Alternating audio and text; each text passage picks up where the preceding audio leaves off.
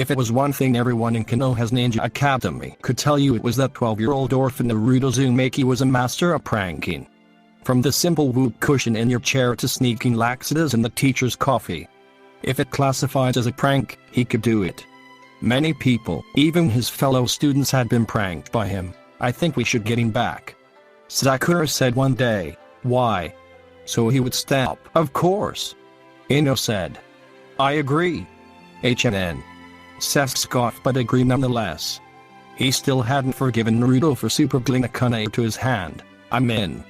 Kippa said with a laugh. Chuji hesitated but agreed. What about Shikamaru and Hinata? Like they would agree. Ino said, pointing at the two sitting with Naruto helping him with an assignment. The three were closely knit, friends since they had met in the park when they were little. So what's our plan? Sasuke asked. We could involve them, and then Naruto would go along and get in trouble. We could blame it all on him. Paint?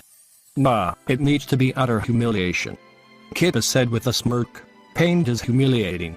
Chuji pointed out. Ino and Sakura grinned. We got the perfect idea. Later that night. This place is creepy. Chuji shuddered as he passed another tombstone. Who cares? Naruto yelled. Were they? You said they were here. Seth groaned for the second time that night. The plan was for him and Choji to lure Naruto to the cemetery.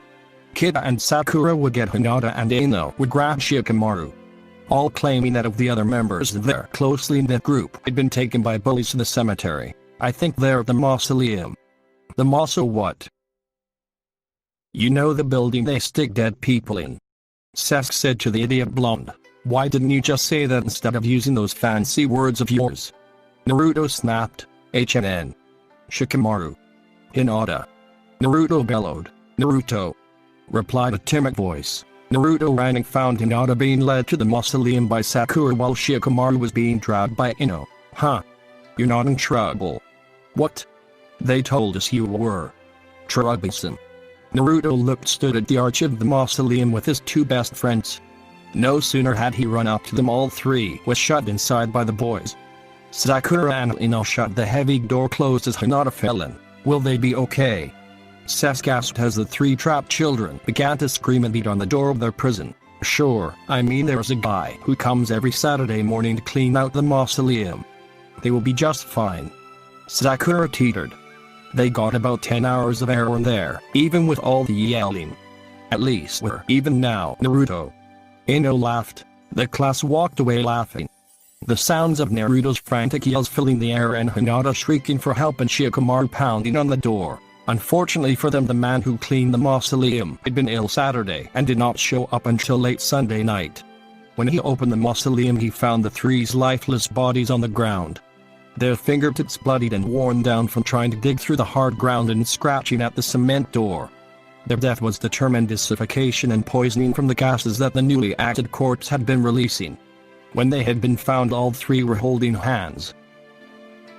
After Iruka broke the tragic news to the class Monday morning, the group responsible sworn themselves to secrecy not to tell anyone what happened that night. 3 years later, it had been in the midst of the Chunin exams when Eda invaded.